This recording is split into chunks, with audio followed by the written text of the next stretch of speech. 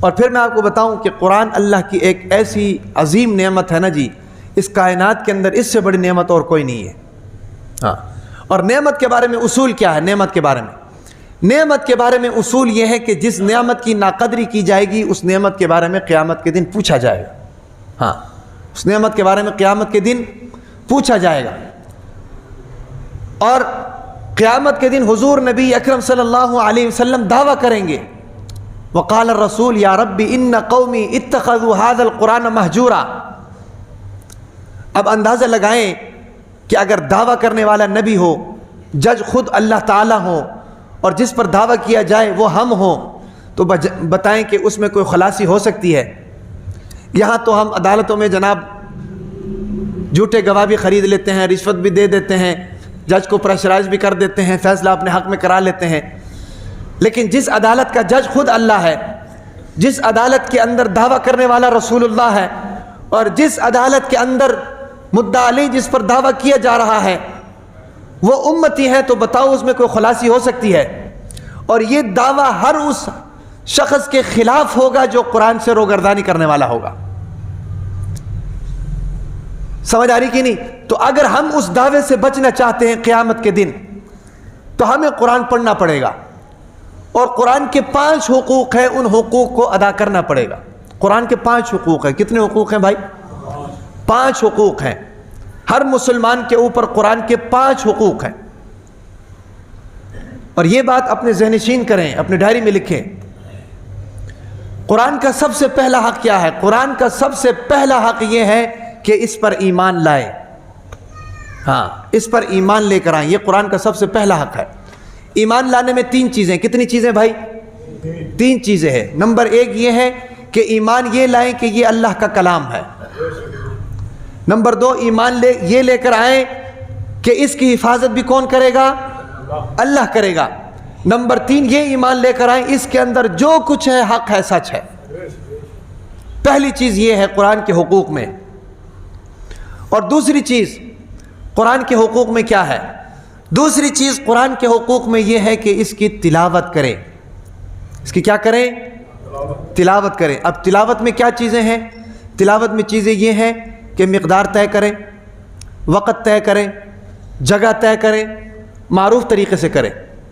مقدار طے کریں کتنی کرنی ہے تلاوت، جگہ طے کریں کہاں پر کرنی ہے تلاوت، اسی طریقے سے معروف طریقے سے تلاوت کریں۔ اب معروف طریقے سے تلاوت کرنے کا مطلب کیا ہے؟ معروف طریقے سے تلاوت کرنے کا مطلب یہ کہ عربی میں تلاوت کریں، پنجابی میں نہ کریں، عربی میں۔ اقرأوا القرآن بلحون العرب واصواتها، اور کما قال النبی صلی اللہ علیہ وسلم، اللہ کے نبی نے فرمایا کہ قرآن کو بھائی عرب کے لب و لہجے میں پڑھو، عرب کے لب و لہجے میں۔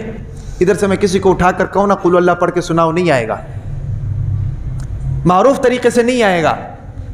اور نماز بھی وہی قبول ہوتی ہے جس میں قرآن معروف طریقے سے پڑھا جائے، ورنہ نماز قابل قبول نہیں ہے۔ یہ میں بات آپ کو بتا دوں، بعد میں کل قیامت کے دن یہ نہیں کہنا کہ مولوی نے نہیں بتایا۔ معروف طریقے سے یہاں پر قل هو اللہ احد اللہ الصمد لم یلد ولم یولد ولم یکن لہ کفوا احد 100 میں سے 2 لوگوں کو آتی ہے۔ تو اس کا مطلب کیا ہے کہ 100 میں سے جناب 98% لوگ سب فیل ہیں۔ ابھی آپ کے ذہن میں ایک بات چل رہی ہے، مولوی صاحب نے لمبا کر دیا، 40 منٹ ہو گئی ہیں۔ یہ فکر کوئی نہیں کہ قرآن ہم نہیں پڑھتے ہیں، یہ ہماری ایمان کی حالت ہے۔ دیکھو بھائی، قل هو اللہ احد کا سب سے پہلا لفظ ہے قاف۔ کیا ہے؟ قاف۔ اب دیکھو قاف بولنا نہیں آ رہا کسی کو بھی، کاف کہہ رہے ہیں۔ قاف اور کاف میں فرق ہے بھائی، 2 آنکھوں والا قاف اور ڈنڈے والا کاف، دونوں میں فرق ہے۔ اگر آپ قل هو اللہ کہتے ہیں، ڈنڈے والا کاف کہتے ہیں تو معنی الٹ۔ اگر آپ 2 آنکھوں والا موٹا قاف کہتے ہیں تو پھر معنی ٹھیک ہے۔ معنی الٹ کیسے ہوتا ہے، ٹھیک کیسے ہوتا ہے؟ سنو، قل هو اللہ احد ترجمہ کیا ہے؟ کہہ دو اللہ ایک ہے، کہہ دو اللہ اکیلا ہے، یہ معنی ہے۔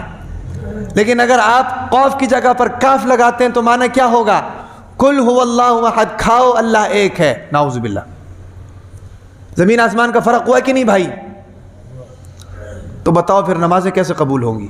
ساری عمر گزر جاتی ہے، جس نے پیدا کیا اس کا نام بولنا نہیں آتا، اللہ کو اللہ کہتے ہیں، رسول اللہ کو رسول اللہ کہتے ہیں، باقی دنیا کی ساری چیزیں آتی ہیں، قرآن پڑھنا کیوں نہیں آتا؟ 1000 مرتبہ آپ کو سمجھایا ہے بھائی قرآن پڑھنا سیکھو، نہیں آتا امام کے پاس آؤ، امام کے پاس نہیں آنا مدرسے جاؤ، قرآن پڑھنا سیکھو۔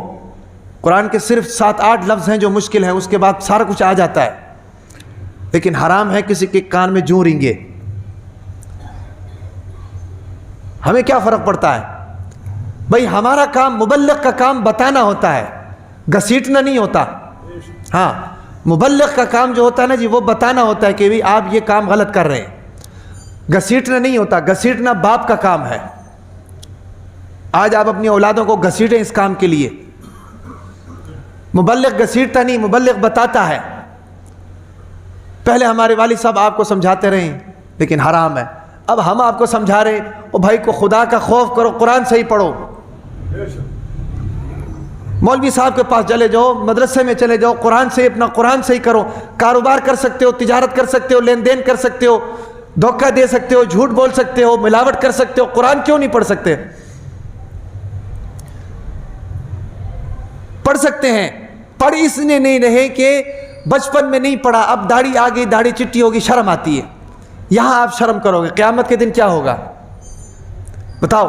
یہاں آپ کو شرم آ رہی میرے پاس آ کر یہ کہنے میں کہ بھی مجھے مولوی صاحب قرآن صحیح پڑھنا نہیں آتا، قیامت کے دن کیا کرو گے؟ بھائی اس کے لیے طریقہ کار یہ ہے کہ آپ علماء سے رابطہ کریں۔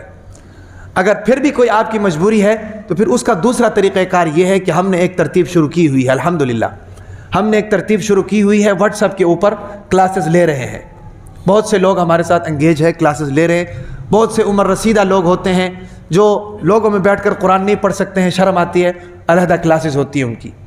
بہت سی خواتین ہوتی ہیں کہ جو جناب عمر زیادہ ہو چکی ہوتی ہیں، قرآن نہیں پڑھ سکتے، ان کی ایک علیحدہ کلاسز ہم نے شروع کی ہوئی ہیں خواتین ٹیچرز کی۔ بہت سے ایسے ماں باپ ہیں کہ جو اپنے بچوں کو صحیح قاری قرآن بنانا چاہتے ہیں، ابھی صحیح قاری قرآن 2 نمبر نہیں، صحیح قاری قرآن بنانا چاہتے ہیں، اس کے لیے ہم نے ایک علیحدہ کلاسز شروع کی ہوئی ہیں۔ اگر آپ وہ کلاسز جوائن کر لیں تو وہ آپ کے لیے بہتر ہے۔ تھوڑی سی اس میں فیس ہوگی، فری کوئی نہیں ہوگا، میں بات آپ کو بتا دوں، یہ فری کی نا اہمیت نہیں ہوتی آج کل کے دور میں۔ ٹائم بھی تھوڑا ہوگا، فیس بھی تھوڑی بہت آپ سے لیں گے، لیکن یہ ہے کہ کم از کم یہ ہے کہ قرآن تو پڑھنا شروع کر دیں گے نا، نام اعمال میں آ تو جائے گا نا کہ بھائی نے شروع کر دیا تھا۔ جب سب کچھ کر سکتے ہیں تو قرآن بھی پڑھ سکتے ہیں، تو اس کے لیے بھائی سب سوچیں، ترتیب بنائیں۔ واٹس ایپ نمبر لے لیں، عبید الحق صاحب یہاں پر ہیں، ان سے لے لیں کسی بھی نماز میں، یا ابھی نماز کے بعد ان سے لے لیں، واٹس ایپ نمبر لے لیں، واٹس ایپ پہ رابطہ کریں، آپ کی کلاس کی کوئی ترتیب بناتے ہیں، پرسنلی آپ کو کلاس دے دیں گے انشاءاللہ، علیحدہ آپ کو کلاس دے دیں گے، تھوڑا ٹائم دے دیں گے تاکہ آپ کی یہ معاملات جو ہے نا جی کسی طریقے سے سولو ہونا شروع ہو جائیں۔ تو میں یہ بتا رہا تھا کہ قرآن کا دوسرا حق کیا ہے کہ بھئی قرآن کی تلاوت کی جائے، ٹھیک ہے نا جی۔ قرآن کا تیسرا حق یہ ہے کہ قرآن کو جناب قرآن پر عمل کیا جائے، قرآن پر عمل کیا جائے۔ قرآن پر عمل کرنے کے لیے چوتھا حق یہ ہے کہ قرآن کو سمجھا جائے۔ جب سمجھ آئے گی نا پھر قرآن پر عمل ہوگا۔ قرآن پر عمل کرنے کے لیے چوتھا شرط یہ ہے کہ قرآن کو سمجھا جائے۔ اب دیکھیں نا، ایک آدمی کو کہوں پہ قرآن کیوں نہیں پڑھتے، وہ کہتا ہے کہ بھئی کاروبار اتنا زیادہ ہے کہ فرصت نہیں ملتی۔ بھئی باتھ روم جاتے ہو، جاتے ہیں، روٹی کھاتے ہو، کھاتے ہیں، کپڑے پہنتے ہو، پہنتے ہیں، بچے کو اسکول چھوڑنے جاتے ہیں، جاتے ہیں، ابھی بیوی کے سارے نخرے پورے کرتے ہیں، ابھی دکان کو ٹائم دیتے ہیں، تو سب کچھ دیتے ہیں، تو قرآن کا کیا قصور ہے بھائی؟ ایک قرآن ہی رہ گیا ہے کہ جس کے لیے آپ کے پاس ٹائم ہی نہیں ہے۔ اور یہ باتیں صرف آپ کے لیے نہیں، میرے لیے بھی، سب کے لیے ہیں۔